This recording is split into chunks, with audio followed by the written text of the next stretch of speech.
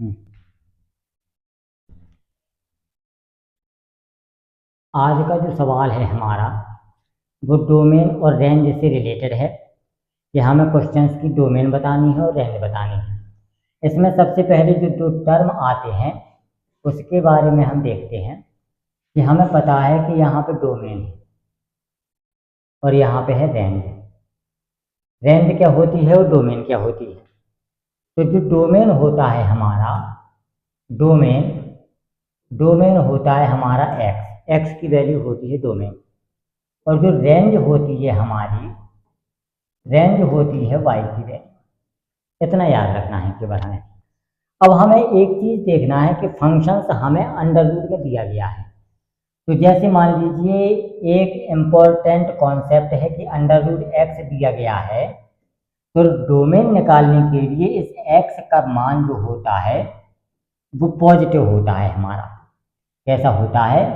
Positive. इस greater than और equal to 0 का मतलब होता है कि नॉन निगेटिव रहेगा। अगर निगेटिव वैल्यू आ जाएगी तो वो मान हमारा इमेजिनरी में कन्वर्ट हो जाएगा, जो कि वैलिड नहीं होगा। तो इसीलिए इस पूरे के अब जो ये हमें क्वेश्चंस दिया गया है, ये पूरा क्वेश्चन ये वाला, इसको हमें देखना है। तो इसकी दो कंडीशन बनेंगी, एक नॉमिनेटर होता है, एक डिनोमिनेटर होता है। तो पहले तो है इस कॉन्सेप्ट के आधार पर कि अंडर रूट में जो कुछ भी लिखा है वो सारा का सारा हमारा ग्रेटर देन और इक्वल टू 0 होगा। तो यहाँ पे x माइनस के 1 अपॉन 5 माइनस का x, ये हमारा ग्रेटर देन और इक्वल टू 0 बन जाएगा। और दूसरी कंडीशन हमारी कौन सी बनेगी? अब यहाँ पे एक दूसरा कॉन्सेप्ट हमें पता है कि डिनोमिनेटर में हमारा 5 माइनस का x लिखा हुआ है। अगर इस x की वैल्यू डिनोमिनेटर वाला हमारा 0 नहीं हो सकता, तो इसका मतलब ये है कि x माइनस के 5 हमारा या 5 माइनस के x 5 माइनस का x does not equal to 0 होगा। 0 नहीं हो सकता। इसका मतलब है कि x हमारा 5 के बराबर नहीं आ सकता।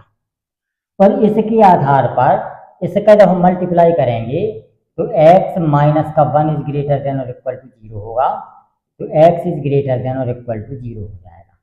अब दो चीज़ें हमें यहाँ से पता चली, एक तो x का मान जो है ग्रेटर देन और इक्वल टू 1 होगा, यहाँ पे 0 के स्थान पर 1 होगा, और दूसरा है कि x is not equal to 5 होगा हमारा।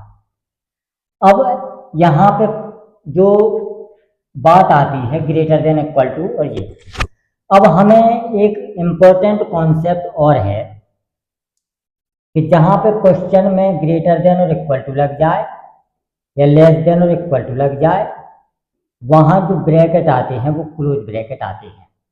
और जिस पॉइंट पर लगे उस पॉइंट पर क्लोज ब्रैकेट रहेगा, सब पर नहीं रहेगा। जिस पॉइंट पर ग्रेटर देन और इक्वल टू होगा उस पॉइंट पर क्लोज ब्रैकेट रहेगा। और दूसरा है कि जहां लेस देन अकेला आए या ग्रेटर देन अकेला आए या डज नॉट इक्वल टू आए, वहां पर हमारा ओपन ब्रैकेट रहेगा। वहां पर कौन सा ब्रैकेट रहेगा? ओपन ब्रैकेट रहेगा। क्योंकि डोमेन और रेंज निकालने में हमारी ब्रैकेट्स का बहुत बड़ा यूज है। अब यहाँ पे हमें रेंज का मान पता चल गया, पॉइंट 1 पर हमारा ग्रेटर देन और इक्वल टू लगा हुआ है, तो इसका मतलब ये है कि पॉइंट 1 पर क्लोज ब्रैकेट रहेगा। लेकिन पॉइंट 5 पर हमारा डज नॉट इक्वल टू लगा है, तो इसका मतलब है कि 5 पर हमारा ओपन ब्रैकेट रहेगा। तो हमें वही देखना है। इसमें देखें,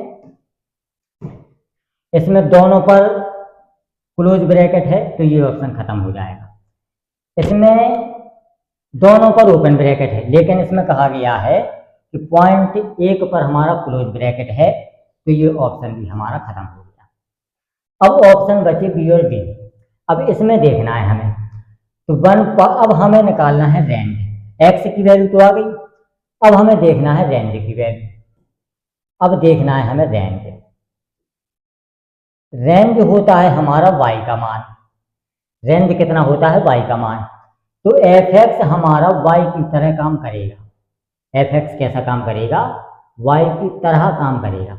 तो सबसे छोटी लिमिट इसमें वन है, तो वन जब इसमें रखेंगे तो ये जीरो दे देगा और ये कोई नंबर देगा। इसका मतलब है कि ये जीरो आ जाएगा हमारा, और वन पे हमारा क्लोज ब्रैकेट है, तो इसका मतलब है कि जीरो पर हमारा क्लोज ब्रैकेट रहेगा। दूसरा नंबर है हमारा फाइव।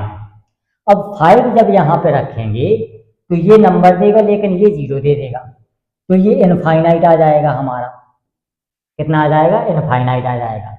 और फाइव पर हमारा ओपन ब्रैकेट है, तो इनफाइनाइट पर कैसा रहेगा? ओपन ब्रैकेट रहेगा।